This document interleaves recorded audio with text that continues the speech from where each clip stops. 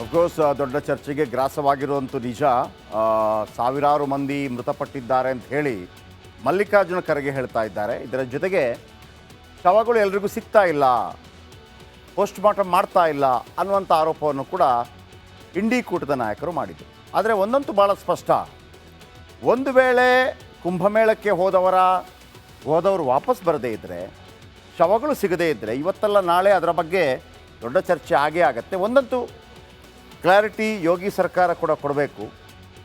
ಕಾಲು ತುಳಿತ ಸಂಭವಿಸಿದೆ, ಅವರ ಆರೋಪ ಮಾಡ್ತಿರೋದು ಎಷ್ಟು ತುಂಬ ಆಗಿದೆ, 30ಕ್ಕಿಂತ ಜಾಸ್ತಿ ಕೊಡಬೇಡಿ ಅಂತೇಳಿ ಯೋಗಿ ಆದಿತ್ಯನಾಥ್ ಅವರು ಆದೇಶ ಕೊಟ್ಟಿದ್ದಾರೆ. ಆ ಥರ ಆಗೋದಿಲ್ಲ. ಯೋಗಿಯವರಾಗಿರಲಿ ಮೋದಿಯವರಾಗಿರಲಿ ಆ ಥರ ಅಲ್ಲ. ಅದು ಸತ್ಯಾಂಶ ಬರಲೇಬೇಕು, ಇಲ್ಲ ಅಂತಲ್ಲ.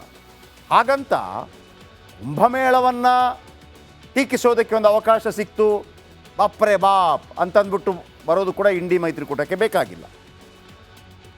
ಅಲ್ಲಿ ದುರಂತ ಸಂಭವಿಸಿದರೆ ಅದರ ಒಂದು ಸತ್ಯಾಂಶವನ್ನು ಕೊಡಬೇಕಾಗತ್ತೆ ಯೋಗಿ ಆದಿತ್ಯನಾಥ್ ಸರ್ಕಾರ. ಹಾಗಾಗಿ ಅದು ನಮ್ಮೆಲ್ಲರ ಹಕ್ಕು ಏನಾಗಿದೆ ಅಂತ ತಿಳ್ಕೊಳ್ಳುವಂಥದ್ದು. ಆ ಥರ ಹೇಳಿಬಿಟ್ಟು ಕುಂಭಮೇಳವನ್ನು ಅವಹೇಳನ ಮಾಡಬಹುದು ಅಂತಂದರೆ ಅದು ಇಂಡಿ ಮೈತ್ರಿಕೂಟದ ಮೂರ್ಖತನ, ಅದರಲ್ಲಿ ಎರಡು ಮಾತಿಲ್ಲ. ಇವರು ಹೇಳಿದ ತಕ್ಷಣ ನಾಳೆ ಬರೋದಿಲ್ಲ, ಮತ್ತೊಂದಿಲ್ಲ, ಮಗದೊಂದಿಲ್ಲ, ಇವರ ಕಾಲದಲ್ಲಿ ಆಗೇ ಇಲ್ಲ, ಆ ಥರ ಅಲ್ಲ. ಅದರ ಸತ್ಯಾಂಶ ಪ್ರತಿಯೊಬ್ಬರು ಕೂಡ ತಿಳಿಬೇಕು ಕಾಲು ತುಳಿತದ ಬಗ್ಗೆ. ಈಗ ಯೋಗಿ ಆದಿತ್ಯನಾಥ್ ಆ್ಯಂಡ್ ಟೀಮ್ ಒಂದು ಆರೋಪವನ್ನು ಮಾಡ್ತಾ ಇದೆ. ಏನು? ಕಾಲು ತುಳಿತದ ಬಗ್ಗೆ ಯೋಗಿ ಆದಿತ್ಯನಾಥ್ ಆ್ಯಕ್ಷನ್ ಶುರುವಾಗಿದೆ. ಮೌನಿ ಅಮಾವಾಸ್ಯೆ ದಿನ 8 ಕೋಟಿ ಜನರ ಪುಣ್ಯ ಸ್ನಾನವಾಗಿದೆಯಂತೆ. ಅಮೃತ ಸ್ನಾನಕ್ಕೂ ಮುನ್ನ ಭೀಕರ ಕಾಲು ತುಳಿತ ಸಂಭವಿಸಿತ್ತು. ಮೌನಿ ಅಮಾವಾಸ್ಯೆ ದಿನ ಭೀಕರ ಕಾಲು ತುಳಿತ. ಈ ಹಿಂದೆ ಕೂಡ ಕಾಲು ತುಳಿತ ಸಂಭವಿಸಿತ್ತು, ಇವತ್ತು ಕೂಡ, ಮೊನ್ನೆ ಕೂಡ ಕಾಲು ತುಳಿತ ಸಂಭವಿಸಿದೆ. ಸರ್ಕಾರ ಕೊಟ್ಟ ಅಂಕಿಅಂಶ, ಕಾಲು ತುಳಿತದಲ್ಲಿ 30 ಜನ ಸಾವಿಗೀಡಾಗಿದ್ದಾರೆ, 60 ಜನಕ್ಕೆ ಗಾಯಗಳಾಗಿವೆ. ಕಾಲು ತುಳಿತದ ಹಿಂದೆ ಷಡ್ಯಂತ್ರದ ಅನುಮಾನ ಮೂಡಿದೆ ಅಂತೇಳಿ ಯೋಗಿ ಆದಿತ್ಯನಾಥ್ ಹೇಳ್ತಾ ಇದ್ರು. ಒಂದು ಅನುಮಾನ ಇದೆ. STF ಮತ್ತು ATS ಪೊಲೀಸ್ ಟೀಮ್ ಕುಂಭಮೇಳದಲ್ಲಿ ಈ ಸ್ಟ್ಯಾಂಪೇಡ್ ಬಗ್ಗೆ ತನಿಖೆಯನ್ನು ಆರಂಭಿಸಿದೆ. ಸ್ಟ್ಯಾಂಪೇಡ್ ಅಂದರೆ ಕಾಲು ತುಳಿತ. ಒಂದು ಅನುಮಾನ, ಇದು ಸತ್ಯಾಂಶ ಅಂತ ನಾನು ಹೇಳಲಾರೆ, ಒಂದು ಅನುಮಾನ ಮೂಡ್ತಾ ಇದೆ. ಯುವಕರ ಒಂದು ಗುಂಪು ತಳ್ಳಾಟ ನೂಕಾಟ ಮಾಡಿತ್ತು. ತಳ್ಳಾಟ ನೂಕಾಟದಿಂದ ಜನರಲ್ಲಿ ಭೀತಿ ಹೆಚ್ಚಾಯಿತು. ಈ ಕಡೆ ಸಾವಿರಾರು ಮಂದಿ ಬಲಿಯಾಗಿದ್ದಾರೆ, ನೀವು ಹೆಣಗಳನ್ನು ಕೊಡ್ತಾ ಇಲ್ಲ, ಹೆಣಗಳನ್ನು ಗಂಗಾ ನದಿಗೆ ಎಸೆಯಲಾಗ್ತಾ ಇದೆ, ನೀರು ಕಲುಷಿತಗೊಳ್ತಾ ಇದೆ. ಖರ್ಗೆ ಅವರು ಹೇಳಿದರು, ಒಂದು ವೇಳೆ ನಾನು ಹೇಳಿದ್ದು ತಪ್ಪು ಅಂತಾದರೆ ಎಷ್ಟು ಜನ ತೀರ್ಕೊಂಡಿದ್ದಾರೆ, ಕಾಲು ತುಳಿತಕ್ಕೆ ಒಳಗಾಗಿದ್ದಾರೆ, ಎಷ್ಟು ಜನ ಪ್ರಾಣ ಬಿಟ್ಟಿದ್ದಾರೆ, ಕೊಡಿ ನಮಗೆ ಮಾಹಿತಿ ಅಂತ. Correct point. ಎರಡನೇ ಪಾಯಿಂಟ್ ಹೇಳ್ತಾ ಇರುವಂಥದ್ದು, ಯಾರಿಗೂ ಹೆಣಗಳನ್ನು ಕೊಡ್ತಾ ಇಲ್ಲ. ಹೆಣಗಳನ್ನು ಕೊಡ್ತಾ ಇಲ್ಲ ಅಂತಂದರೆ ಇವತ್ತಲ್ಲ ನಾಳೆ ಅದು ಹೊರಗೆ ಬಂದೇ ಬರುತ್ತೆ. ಫ್ಯಾಮಿಲಿಯನ್ನು ಬಿಟ್ಕೊಡೋದಕ್ಕೆ ಯಾರೂ ರೆಡಿ ಇಲ್ಲ. ನಮ್ಮವ ಎಲ್ಲಿ ಅಂತ ಕೇಳ್ತಾರೆ. ನಂಬರ್ 2. ನಂಬರ್ 3, ಓಕೆ, ಜಯ ಬಚ್ಚನ್ ಅವರ ಆರೋಪ. ಈಗ ಸರ್ಕಾರ ಹೇಳ್ತಾ ಇದೆ, ನೋಡಿ ಏನಾಯಿತು, ಒಂದು ಗುಂಪು ಇದನ್ನು ಮಾಡಿದೆ ಅಂತ ಅವರ ಆರೋಪ. ನೂಕುನುಗ್ಗಲನ್ನು ಅಲ್ಲಿ ಕ್ರಿಯೇಟ್ ಮಾಡಲಾಯಿತು ಅಂತ ಆರೋಪ. ಆಗ ತಮ್ಮನ್ನು ಉಳಿಸಿಕೊಳ್ಳಲು ಮುಂದಿದ್ದವರನ್ನು ತಳ್ಳಿದ್ರು ಜನ. ತಳ್ಳಾಟದಲ್ಲಿ ಕೆಲವರು ಬಿದ್ದರು, ಆಗ ಕಾಲು ತುಳಿತ ಸಂಭವಿಸಿತು. ಸಂಗಮ್ ಘಾಟ್ ಬಳಿ ಇದ್ದವರ ಮೊಬೈಲನ್ನು ಪರಿಶೀಲನೆ ಮಾಡಲಾಯಿತು. 16,000ಕ್ಕೂ ಹೆಚ್ಚು ಮೊಬೈಲ್ ಸ್ವಿಚ್ ಆಫ್ ಆಗಿದೆ. ಅವತ್ತು ಆ್ಯಕ್ಟಿವ್ ಆಗಿತ್ತು, ಈಗ ಸ್ವಿಚ್ ಆಫ್ ಆಗಿದೆ. ಹಿಂದೆ ನಡೆದ ಸಮಸ್ಯೆ ಮತ್ತೆ ಎದುರಾಗದಂತೆ ಕ್ರಮ ಕೈಗೊಳ್ತಾ ಇದ್ದೇವೆ. ಇಂದು ಮತ್ತೆ 5 ರಿಂದ 6 ಕೋಟಿ ಭಕ್ತರಿಂದ ಪುಣ್ಯ ಸ್ನಾನ ಆಗಿದೆ ಅಂತೇಳಿ ಯೋಗಿ ಸರ್ಕಾರ ಒಂದು ಕ್ಲಾರಿಫಿಕೇಶನ್ ಕೊಡ್ತಾ ಇದೆ. ಆದರೆ ಇದು ಬಹಿರಂಗ ಆಗಬೇಕು. ಕಾಲು ತುಳಿತ ಕ್ರಿಯೇಟ್ ಮಾಡಿದ್ದ, ಕಾಲು ತುಳಿತ ಅಚಾನಕ್ಕಾಗಿ ಸಂಭವಿಸಿದ್ದ, 16,000 ಮೊಬೈಲ್ಗಳು ಏನು, ಕೇವಲ 30 ಜನ ಮಾತ್ರ ಸಾವಿಗೀಡಾಗಿದ್ದ, ಅದಕ್ಕಿಂತ ಹೆಚ್ಚು ಜನ ಸಾವಿಗೀಡಾಗಿದ್ದಾರಾ? ಶ್ವೇತಪತ್ರ ಬೇಕೇ ಬೇಕು, ಅದು ಪ್ರತಿಯೊಬ್ಬರ ಹಕ್ಕು. ಇಲ್ಲಿ ಆರೋಪ ಪ್ರತ್ಯಾರೋಪಗಳು ಕಾಂಗ್ರೆಸ್ BJP ಅಲ್ಲ ಮಾಡಬೇಕಾಗಿರೋದು. ನಾವು ಅದನ್ನು ತಿಳ್ಕೊಳ್ಳುವಂಥ ಹಕ್ಕು ಪ್ರತಿಯೊಬ್ಬರಿಗೂ ಇದೆ. ಎಸ್, ಮುಂದಿನ ಸ್ಟೋರಿಗೆ ಹೋಗೋಣ. ಅಫ್ಕೋರ್ಸ್ ದೊಡ್ಡ ಚರ್ಚೆಗೆ ಗ್ರಾಸವಾಗಿರುವಂಥ ನಿಜ. ಸಾವಿರಾರು ಮಂದಿ ಮೃತಪಟ್ಟಿದ್ದಾರೆ ಅಂತ ಹೇಳಿ ಮಲ್ಲಿಕಾರ್ಜುನ ಖರ್ಗೆ ಹೇಳ್ತಾ ಇದ್ದಾರೆ. ಇದರ ಜೊತೆಗೆ ಶವಗಳು ಎಲ್ರಿಗೂ ಸಿಗ್ತಾ ಇಲ್ಲ, ಪೋಸ್ಟ್ ಮಾರ್ಟಮ್ ಮಾಡ್ತಾ ಇಲ್ಲ ಅನ್ನುವಂಥ ಆರೋಪವನ್ನು ಕೂಡ ಇಂಡಿ ಕೂಟದ ನಾಯಕರು ಮಾಡಿದರು. ಆದರೆ ಒಂದಂತೂ ಭಾಳ ಸ್ಪಷ್ಟ, ಒಂದು ವೇಳೆ ಕುಂಭಮೇಳಕ್ಕೆ ಹೋದವರು ವಾಪಸ್ ಬರದೇ ಇದ್ದರೆ, ಶವಗಳು ಸಿಗದೇ ಇದ್ದರೆ, ಇವತ್ತಲ್ಲ ನಾಳೆ ಅದರ ಬಗ್ಗೆ ದೊಡ್ಡ ಚರ್ಚೆ ಆಗೇ ಆಗುತ್ತೆ. ಒಂದಂತೂ ಕ್ಲಾರಿಟಿ ಯೋಗಿ ಸರ್ಕಾರ ಕೂಡ ಕೊಡಬೇಕು. ಕಾಲು ತುಳಿತ ಸಂಭವಿಸಿದೆ, ಅವರ ಆರೋಪ ಮಾಡ್ತಿರೋದು ಎಷ್ಟು ತುಂಬ ಆಗಿದೆ, 30ಕ್ಕಿಂತ ಜಾಸ್ತಿ ಕೊಡಬೇಡಿ ಅಂತೇಳಿ ಯೋಗಿ ಆದಿತ್ಯನಾಥ್ ಅವರು ಆದೇಶ ಕೊಟ್ಟಿದ್ದ. ಆ ಥರ ಆಗೋದಿಲ್ಲ. ಯೋಗಿಯವರಾಗಿರಲಿ ಮೋದಿಯವರಾಗಿರಲಿ ಆ ಥರ ಅಲ್ಲ. ಅದು ಸತ್ಯಾಂಶ ಬರಲೇಬೇಕು, ಇಲ್ಲ ಅಂತಲ್ಲ.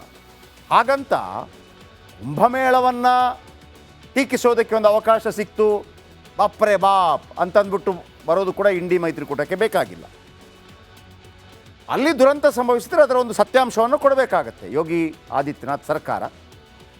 ಹಾಗಾಗಿ ಅದು ನಮ್ಮೆಲ್ಲರ ಹಕ್ಕು ಏನಾಗಿದೆ ಅಂತ ತಿಳ್ಕೊಳ್ಳುವಂಥದ್ದು. ಆ ಥರ ಹೇಳಿಬಿಟ್ಟು ಕುಂಭಮೇಳವನ್ನು ಅವಹೇಳನ ಮಾಡಬಹುದು ಅಂತಂದರೆ ಅದು ಇಂಡಿ ಮೈತ್ರಿಕೂಟದ ಮೂರ್ಖತನ, ಅದರಲ್ಲಿ ಎರಡು ಮಾತಿಲ್ಲ.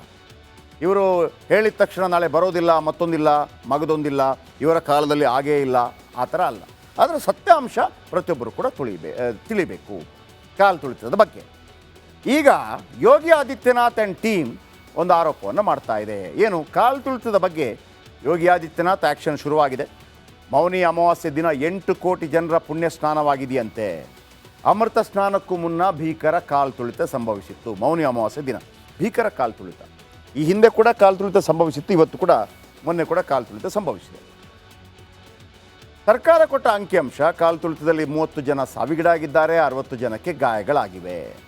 ಕಾಲು ತುಳಿತದ ಹಿಂದೆ ಷಡ್ಯಂತ್ರದ ಅನುಮಾನ ಮೂಡಿದೆ ಅಂತೇಳಿ ಯೋಗಿ ಆದಿತ್ಯನಾಥ್ ಹೇಳ್ತಾ ಇದ್ರು. ಒಂದು ಅನುಮಾನ ಇದೆ. STF ಮತ್ತು ATS ಪೊಲೀಸ್ ಟೀಮ್ ಕುಂಭಮೇಳದಲ್ಲಿ ಈ ಸ್ಟ್ಯಾಂಪೇಡ್ ಬಗ್ಗೆ ತನಿಖೆಯನ್ನು ಆರಂಭಿಸಿದೆ. ಸ್ಟ್ಯಾಂಪೇಡ್ ಅಂದರೆ ಕಾಲು ತುಳಿತ. ಒಂದು ಅನುಮಾನ, ಇದು ಸತ್ಯಾಂಶ ಅಂತ ನಾನು ಹೇಳಲಾರೆ, ಒಂದು ಅನುಮಾನ ಮೂಡ್ತಾ ಇದೆ. ಯುವಕರ ಒಂದು ಗುಂಪು ತಳ್ಳಾಟ ನೂಕಾಟ ಮಾಡಿತ್ತು. ಯುವಕರ ಒಂದು ಗುಂಪು ತಳ್ಳಾಟ ನೂಕಾಟ ಮಾಡಿತ್ತು. ತಳ್ಳಾಟ ನೂಕಾಟದಿಂದ ಜನರಲ್ಲಿ ಭೀತಿ ಹೆಚ್ಚಾಯಿತು. ಈ ಕಡೆ ಸಾವಿರಾರು ಮಂದಿ ಬಲಿಯಾಗಿದ್ದಾರೆ, ನೀವು ಹೆಣಗಳನ್ನು ಕೊಡ್ತಾ ಇಲ್ಲ, ಹೆಣಗಳನ್ನು ಗಂಗಾ ನದಿಗೆ ಎಸೆಯಲಾಗ್ತಾ ಇದೆ, ನೀರು ಕಲುಷಿತಗೊಳ್ತಾ ಇದೆ. ಖರ್ಗೆ ಅವರು ಹೇಳಿದರು, ಒಂದು ವೇಳೆ ನಾನು ಹೇಳಿದ್ದು ತಪ್ಪು ಅಂತಾದರೆ ಎಷ್ಟು ಜನ ತೀರ್ಕೊಂಡಿದ್ದಾರೆ, ಕಾಲು ತುಳಿತಕ್ಕೆ ಒಳಗಾಗಿದ್ದಾರೆ, ಎಷ್ಟು ಜನ ಪ್ರಾಣ ಬಿಟ್ಟಿದ್ದಾರೆ, ಕೊಡಿ ನಮಗೆ ಮಾಹಿತಿ ಅಂತ. Correct point. ಎರಡನೇ ಪಾಯಿಂಟ್ ಹೇಳ್ತಾ ಇರುವಂಥದ್ದು, ಯಾರಿಗೂ ಹೆಣಗಳನ್ನು ಕೊಡ್ತಾ ಇಲ್ಲ. ಹೆಣಗಳನ್ನು ಕೊಡ್ತಾ ಇಲ್ಲ ಅಂತಂದರೆ ಇವತ್ತಲ್ಲ ನಾಳೆ ಅದು ಹೊರಗೆ ಬಂದೇ ಬರುತ್ತೆ. ಫ್ಯಾಮಿಲಿಯನ್ನು ಬಿಟ್ಕೊಡೋದಕ್ಕೆ ಯಾರೂ ರೆಡಿ ಇಲ್ಲ. ನಮ್ಮವ ಎಲ್ಲಿ ಅಂತ ಕೇಳ್ತಾರೆ. ನಂಬರ್ 2. ನಂಬರ್ 3, ಓಕೆ, ಜಯ ಬಚ್ಚನ್ ಅವರ ಆರೋಪ. ಈಗ ಸರ್ಕಾರ ಹೇಳ್ತಾ ಇದೆ ನೋಡಿ, ಏನಾಯಿತು, ಒಂದು ಗುಂಪು ಇದನ್ನು ಮಾಡಿದೆ ಅಂತ ಅವರ ಆರೋಪ.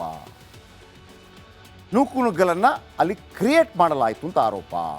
ಆಗ ತಮ್ಮನ್ನು ಉಳಿಸಿಕೊಳ್ಳಲು ಮುಂದಿದ್ದವರನ್ನು ತಳ್ಳಿದ್ರು ಜನ. ತಳ್ಳಾಟದಲ್ಲಿ ಕೆಲವರು ಬಿದ್ದರು, ಆಗ ಕಾಲು ತುಳಿತ ಸಂಭವಿಸಿತು. ಸಂಗಮ್ ಘಾಟ್ ಬಳಿ ಇದ್ದವರ ಮೊಬೈಲನ್ನು ಪರಿಶೀಲನೆ ಮಾಡಲಾಯಿತು. 16,000ಕ್ಕೂ ಹೆಚ್ಚು ಮೊಬೈಲ್ ಸ್ವಿಚ್ ಆಫ್ ಆಗಿದೆ. ಅವತ್ತು ಆ್ಯಕ್ಟಿವ್ ಆಗಿತ್ತು, ಈಗ ಸ್ವಿಚ್ ಆಫ್ ಆಗಿದೆ. ಹಿಂದೆ ನಡೆದ ಸಮಸ್ಯೆ ಮತ್ತೆ ಎದುರಾಗದಂತೆ ಕ್ರಮ ಕೈಗೊಳ್ತಾ ಇದ್ದೇವೆ.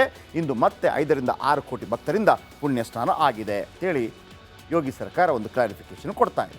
ಆದರೆ ಇದು ಬಹಿರಂಗ ಆಗಬೇಕು. ಕಾಲು ತುಳಿತ ಕ್ರಿಯೇಟ್ ಮಾಡಿದ್ದ, ಕಾಲು ತುಳಿತ ಅಚಾನಕ್ಕಾಗಿ ಸಂಭವಿಸಿದ್ದ, 16,000 ಮೊಬೈಲ್ಗಳು ಏನು, ಕೇವಲ 30 ಜನ ಮಾತ್ರ ಸಾವಿಗೀಡಾಗಿದ್ದ, ಅದಕ್ಕಿಂತ ಹೆಚ್ಚು ಜನ ಸಾವಿಗೀಡಾಗಿದ್ದಾರಾ? ಶ್ವೇತಪತ್ರ ಬೇಕೇ ಬೇಕು, ಅದು ಪ್ರತಿಯೊಬ್ಬರ ಹಕ್ಕು. ಇಲ್ಲಿ ಆರೋಪ ಪ್ರತ್ಯಾರೋಪಗಳು ಕಾಂಗ್ರೆಸ್ BJP ಅಲ್ಲ ಮಾಡಬೇಕಾಗಿರೋದು. ನಾವು ಅದನ್ನು ತಿಳ್ಕೊಳ್ಳುವಂಥ ಹಕ್ಕು ಪ್ರತಿಯೊಬ್ಬರಿಗೂ ಇದೆ. ಎಸ್, ಮುಂದಿನ ಸ್ಟೋರಿಗೆ ಹೋಗೋಣ.